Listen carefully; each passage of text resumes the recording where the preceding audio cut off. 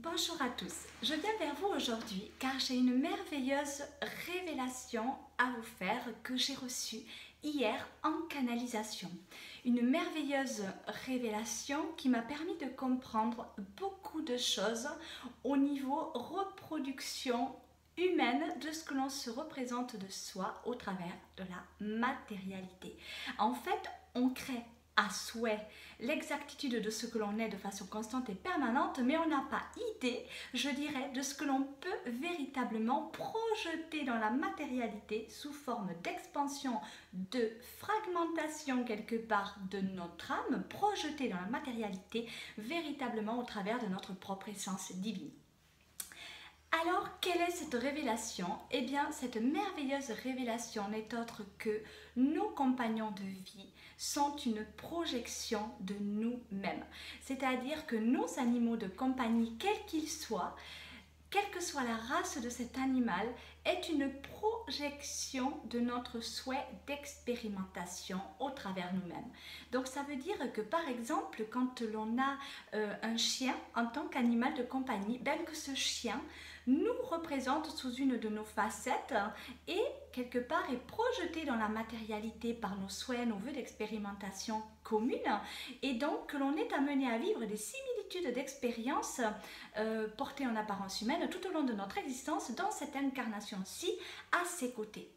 Donc un chien qui nous accompagne, qui est là avec nous, est notre animal de compagnie, est un ami, et qui dit ami dit âme aussi, donc âme-i, donc âme quelque part injectée sous forme de processus de matérialité au travers de nos propres souhaits communs, etc., dans le but de l'expérimentation positive, évolutive, etc. Donc en fait, on met quelque part une part de notre âme-i, je dirais, dans cette projection de la matérialité. Alors pour faire simple, l'on véritablement projette une de nos facettes. Et si vous regardez bien, la plupart de nos animaux de compagnie nous ressemblent trait pour trait. Voilà, moi je ne peux parler que de ma propre expérience. J'ai hérité il y a 3 ans de cela du chien de mon papa qui est un merveilleux labrador et qui lui ressemble trait pour trait. Que ce soit sur le plan physique, sur le plan des mimiques, sur le plan de la personnalité, c'est véritablement comme une projection de mon papa, tout simplement. Et alors ce qui me ravit d'autant plus que j'étais véritablement fusionnelle avec mon papa et que mon papa est encore près de moi sous un aspect de sa personnalité véritablement lié à ce fragment d'âme qui est toujours là à mes côtés. Et donc quelque part cette fragmentation d'âme peut aussi correspondre quelque part à un souhait expérimentatif de plusieurs êtres individus en une seule et même vie et en un seul et même temps donné. Donc en fait ce chien par exemple a accompagné mon papa jusqu'à la fin de sa vie terrestre et il m'accompagne aujourd'hui à moi-même et quelque part s'imprègne de nouvelles données que je peux être à même de lui retransmettre au travers de similitudes en apparence humaine, de multitudes de facettes que je vais moi-même projeter dans la matérialité sous forme de vœux, de souhaits, d'expérimentation, etc. En tout cas, tous nos êtres, quelque part nos animaux de compagnie, quels qu'ils soient, que ce soit un chat, que ce soit un rat, que ce soit peu importe l'animal, véritablement à partir du moment où on va domestiquer cet animal, quelque part il va nous correspondre à un temps donné. On peut par exemple émettre le souhait de l'adoption d'un chien, d'un chat, d'un lapin, etc. Et véritablement, à partir du moment où on émet le souhait de l'adoption de tel ou tel animal, on va le créer. En fait, on le projette dans la matérialité au travers soi. C'est pour ça que cela correspond à une part de notre essence divine quelque part. C'est véritablement un fragment de notre âme quelque part. Un petit morceau de nous qui est là, que l'on projette. Alors c'est énergétique tout cela, mais on crée tout à souhait.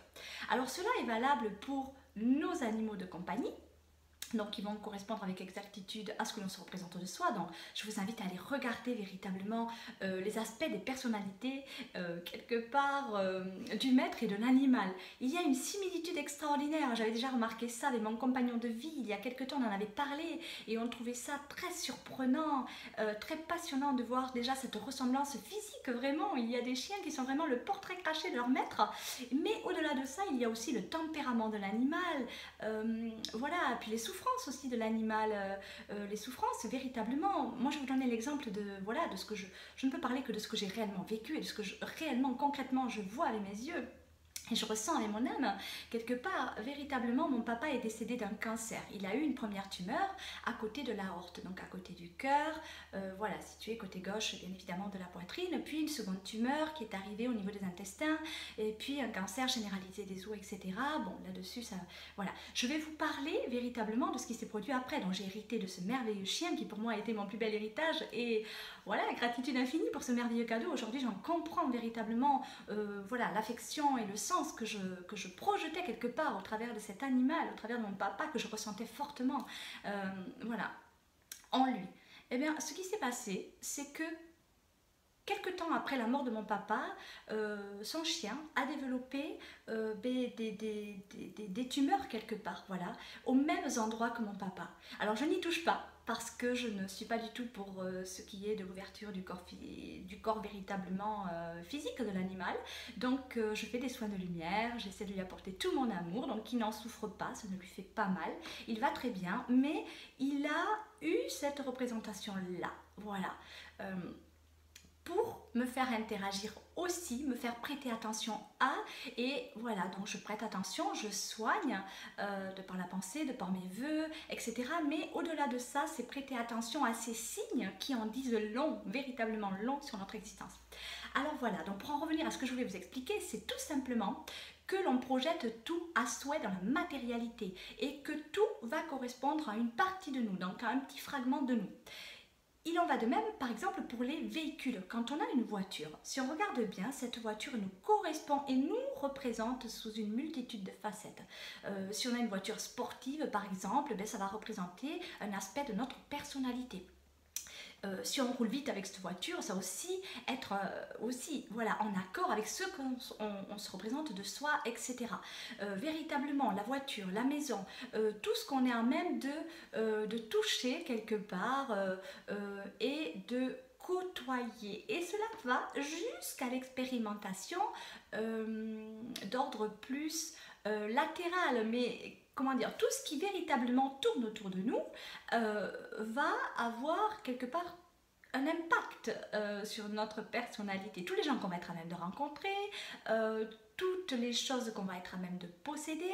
Alors, véritablement, l'on est à même de posséder quelque part ce que l'on crée. Pourquoi? Parce que on va quelque part injecter au travers de cette co-création effective, on va y mettre notre énergie, on va infiltrer donc ce souhait de notre énergie, on va créer, donc on va posséder quelque chose parce qu'on l'aura investi tout simplement de notre propre énergie.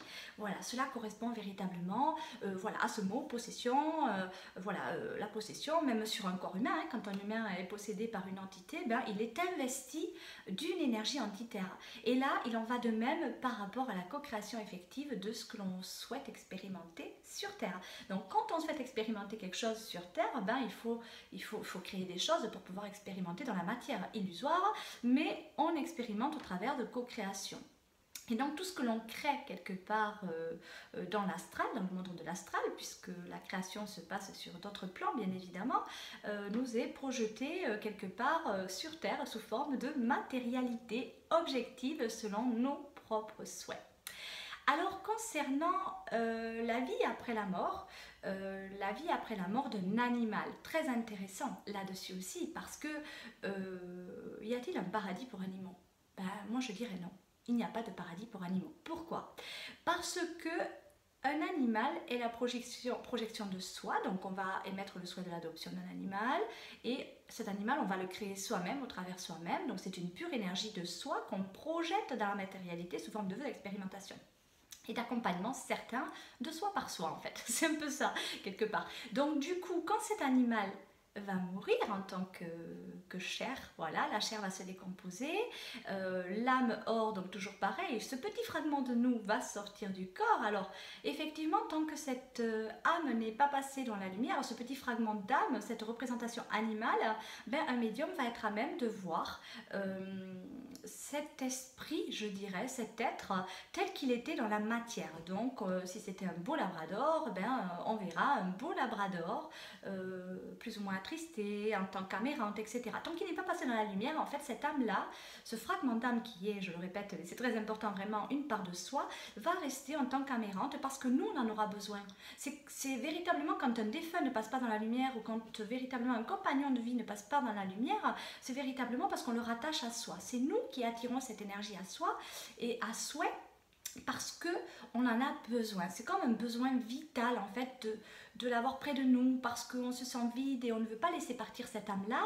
Et comme d'autant plus qu'un compagnon de vie, en ce qui concerne nos compagnons de vie d'ordre animaux, ben en fait on va vraiment les retenir et à souhait puisqu'en plus c'est une partie de nous. Donc voilà, donc c'est pour ça qu'il est très opportun de libérer autant nos défunts véritablement, nos âmes familiales que nos compagnons de vie, vraiment leur permettre de partir dans la lumière et leur dire que voilà, là je suis triste un temps donné, je vais pleurer parce que je dois évacuer cette peine, parce que je ressens un grand vide en moi, mais que ce vide, je vais le combler au fil du temps par de l'amour. Donc va rejoindre la lumière, le lien n'est jamais coupé, on pourra communiquer, on pourra toujours ressentir cette merveilleuse énergie. Voilà, le lien est vraiment toujours constant et permanent et cette énergie circule toujours et nos pensées sont effectives et véritablement reçues 5 sur 5 de l'autre côté du voile également. Donc il est très important de savoir cela. Donc un animal qui n'est pas passé dans la lumière, effectivement, sinon on le rattache, il va être là, on va pouvoir le ressentir et suivant notre état d'âme, on va ressentir l'état d'âme de cet animal. Alors, par contre, une fois que l'animal passe dans la lumière, il réadvient pure énergie dans la matière. Donc en fait, il va à souhait pouvoir se représenter de la façon la plus opportune pour lui. Donc soit se représenter en tant qu'animal proprement dit, voilà, rester par exemple un beau labrador, voilà, en tant que qu'âme, je dirais, dans l'au-delà de la matérialité, mais pour autant, il va représenter sa pure essence divine. Donc, je ne vois pas, honnêtement, je n'ai pas ce ressenti de paradis pour animaux, parce que véritablement, cet animal correspond à une partie de nous. Il y a une différence entre l'animal qui réadvient pure énergie dans la matière. Voilà, moi c'est vraiment l'enseignement qu'on me donne, c'est celui-là. C'est que l'animal réadvient pure énergie dans la matière. Donc en fait c'est une partie de nous. Donc il vivra toujours au travers nous. Par contre, une fois dans le monde astral, si un défunt revoit son animal, ben c'est qu'il aura créé ce vœu à souhait dans le monde de l'astral, et donc il va véritablement le projeter à souhait. C'est véritablement comme ça aussi que ça se passe de l'autre côté du voile lorsque l'on réadvient pure énergie en tant qu'âme de lumière. Nous-mêmes, quand on accède à la lumière, ben, tout simplement on réadvient pure matière quelque part. Éthérique bien sûr, pure énergie vitale et donc en fait si on veut revoir par exemple son papa, sa maman qu'on a perdu, ben, ils sont là instantanément parce que on émet ce souhait, ce vœu. Alors moi je mets vraiment une grande différence entre nos défunts, voilà, nos défunts que l'on va rencontrer, revoir, etc., que l'on va attirer à nous de par le vœu, le souhait de la rencontre, etc., et la projection à souhait de revoir un animal. Voilà, l'animal c'est vraiment une partie de nous, un fragment de notre âme. Donc lui, on va le recréer dans le monde de l'astral, mais de façon illusoire. Voilà, concrètement, ce sera une partie de nous qu'on va reprojeter et qui va nous combler un temps donné, le temps que l'on comprenne qu'en fait c'est véritablement une partie de notre essence, ce que l'on perçoit très clairement.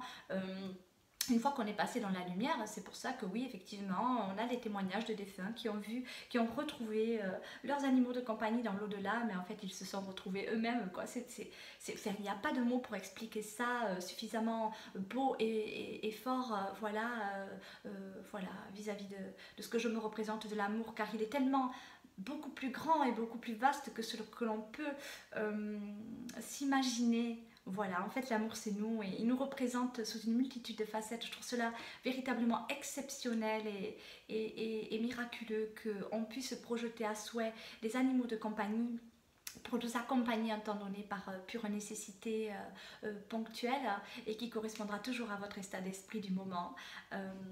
Voilà, donc je trouve cela véritablement merveilleux, tout simplement. Alors, je souhaiterais à présent vous parler d'un sujet un petit peu plus complexe. Donc, on va sortir un petit peu du cadre animaux de compagnie, même si je sais que ce genre d'animaux-là aussi peuvent faire partie de vos animaux de compagnie. Donc, je pense bien sûr à tout ce qui est de l'ordre de l'abattage à souhait d'animaux pour l'alimentation illusoire de l'être humain dans la matérialité, puisque alimentation illusoire, pourquoi? Parce qu'on pense se nourrir de quelque chose de positif là où on crée du négatif. Donc en fait on va créer à souhait pareil, on va créer des animaux parce qu'on va souhaiter manger des animaux. Donc en fait tant qu'il y aura des humains qui seront en quête de manger des animaux, il y aura des sacrifices qui seront faits au niveau des animaux. Donc en fait il y aura des parts de nous, on va se défragmenter à souhait également pour quelque part créer ces animaux. Voilà, je veux dire, ils n'arrivent pas par hasard, il n'y a pas d'injustice en ce monde. Donc en fait, si ces animaux sont créés, c'est qu'ils sont créés à souhait par rapport au souhait de chaque être individu. Donc en fait, on souhaite manger de la viande, ben, pour pouvoir manger de la viande, il faut que la viande existe et donc il faut qu'il y ait une multitude d'animaux qui soient créés d'une multitude de façons.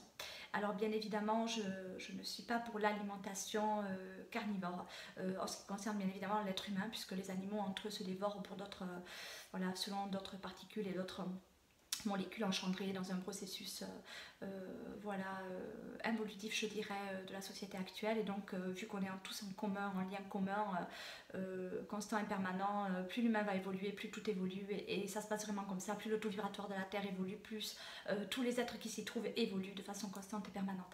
Alors effectivement, si on veut manger des animaux, ben, il va falloir créer ces animaux, mais qui vraiment se sacrifient pour nous. Et au-delà de ça, c'est que nous, on va se sacrifier pour nous-mêmes, et donc on va perdre en énergie, on va perdre en vitalité. En fait, c'est vraiment comme ça que ça se passe. On émet le souhait, le vœu de consommer une nourriture malheureusement malsaine, bien évidemment, pour l'être humain, puisque c'est une nourriture asservie et vraiment accablée de souffrance jusqu'au jour de sa mort. Et cette nourriture-là n'est pas objective pour nous, tout simplement parce qu'elle est infiltrée de mémoire vive basse et également de souffrance animale, etc. Et on se nourrit vraiment non seulement d'énergie, mais de mémoire. Donc tout est véritablement sur un plan énergétique. Voilà, c'est subtil. Mais donc on va créer également ces animaux dans le but de les manger, mais sachez bien une chose, que c'est véritablement là aussi votre projection. Donc en fait c'est une part de vous. Voyez là en ce moment je suis vraiment... je ressens énormément, je catalyse, donc je ressens ces énergies-là qui sont vraiment destructrices en fait pour le corps humain. Donc cela nous abaisse véritablement vibratoirement. Pourquoi? Parce qu'en fait on prend une partie de nos cellules pour créer ces animaux-là, et ces animaux-là vont souffrir un calvaire horrible d'enfermement, de maltraitance, d'abattage, de sacrifice, etc. Et j'en passe. Mais sachez que lorsqu'ils subissent ça, vu que c'est une partie de vous que vous aurez projetée dans ces abattoirs, dans ces chaînes alimentaires, etc., je veux dire, c'est vous qui souffrez. C'est véritablement vous qui souffrez. Et vous allez manger cette nourriture, puisqu'en fait, c'est ramener à vous l'énergie que vous aurez projetée dans la matière. Donc voilà, donc je suis désolée, je ressens véritablement tout cela en même temps, donc cela me ponctionne énormément d'énergie. Mais sachez que véritablement on peut changer cela, et véritablement cela passe par un travail de conscientisation de soi à souhait. Véritablement, plus vous conscientiserez le fait que ce que l'on crée a un impact sur nous, ben en fait on va vouloir plus créer de positif, puisque ce que l'on souhaite prioritairement, tous sans exception, c'est être heureux au travers soi. Donc plus on souhaite être heureux au travers soi, plus on va créer du bonheur au travers soi, et plus on va le projeter dans la matérialité, et plus on projette dans la matérialité, plus cela a un impact sur la société, et plus cela a un impact sur la société, plus cela a un impact positif sur le monde entier. Donc j'espère véritablement du plus profond de mon cœur avoir pu vous éclairer sur ce processus interne au développement humain qui fait que lorsque vous souhaitez vous projeter à souhait dans la matérialité vos voeux véritablement d'expérimentation au travers vous-même, et que vous pouvez être amené à en pâtir si vous ne vous respectez pas suffisamment à un temps donné. Voilà, donc je vous souhaite véritablement une merveilleuse conscientisation de cette vidéo, un bel apprentissage de vie. Véritablement respectez-vous pour pouvoir co-créer à bien, pour pouvoir co-créer du beau, pour pouvoir co-créer quelque chose qui va vous procurer le plus de bonheur, le plus d'engouement, le plus de bienfaisance. Voilà, sachez que plus vous vous apportez de l'amour à vous, plus vous vous nourrissez, plus vous vous embellissez, plus vous rayonnez et plus vous apportez véritablement de l'amour en ce monde et plus vous arrivez à nourrir autrui avec votre énergie. On est dans l'entraide commune et on est là pour l'apprentissage karmique, alors émettez des vœux et des souhaits magnifiques, des souhaits et des vœux, je dirais, dans votre propre intérêt, sans vous soucier de ce que peut penser autrui de vous. Véritablement respectez-vous, vivez selon vos désirs, vos souhaits, vos envies. Voilà, mettez-vous dans l'engouement de réussir et de parfaire votre vie au travers vous. Ne vous mettez plus dans l'asservissement, ni dans ce côté un petit peu de sous-estime de soi et de quelque part de soumission à l'autre. Soyez véritablement souverain, on est souverain de notre propre vie, de notre propre destinée, on crée un souhait selon nos propres souhaits. Il est bon de s'aimer, il est bon véritablement de s'aimer pour se nourrir et pour s'apporter cette énergie positive, cette connexion divine et lorsque l'on en est à là, alors on ne souhaite plus enfermer des animaux, on ne souhaite plus quelque part s'asservir au travers soi, puisque voilà, c'est véritablement, on va projeter dans la matérialité ce que l'on est réellement, essentiellement. Donc conduisez votre véhicule terrestre le plus prudemment que possible, c'est véritablement... Notre corps est comme un véhicule. Plus on va clairvoir, mieux on va conduire quelque part. Et véritablement, prenez votre temps. Prenez votre temps à la conscientisation. Et dites-vous que vous êtes capable aussi de discernement, capable de voir et de ressentir ce qui vous procure le plus de bien, le plus de bonheur, le plus d'engouement. Vous êtes véritablement capable de cela, capable d'agir pour vous au travers tous, dans l'affirmation positive et dans l'amour. Bien sûr, quand je parle de ne pas être dans la soumission, dans des choses véritablement de l'ordre de l'asservissement notoire de l'être humain, véritablement l'affirmation passe par l'amour de soi, par le respect de soi, sans violence, sans colère, sans dualité, juste en se recentrant dans son cœur et en parvenant à savoir discerner le bien du mal et à se diriger toujours vers ce qui nous procure le plus de joie, le plus d'amour. Véritablement, aller vers l'amour pour offrir à ce monde une véritable bienfaisance, mais à commencer par vous, car vous êtes le monde. Et quand on comprend qu'on est le monde, ben en fait, on essaie de parfaire sa propre destinée pour pouvoir parfaire le bien de toute l'humanité, véritablement, et au-delà de cette merveilleuse planète Terre. Voilà, on est dans le cosmos et on amplifie ces énergies divines et on nourrit le bien et on agit pour le bien et on alimente le bien.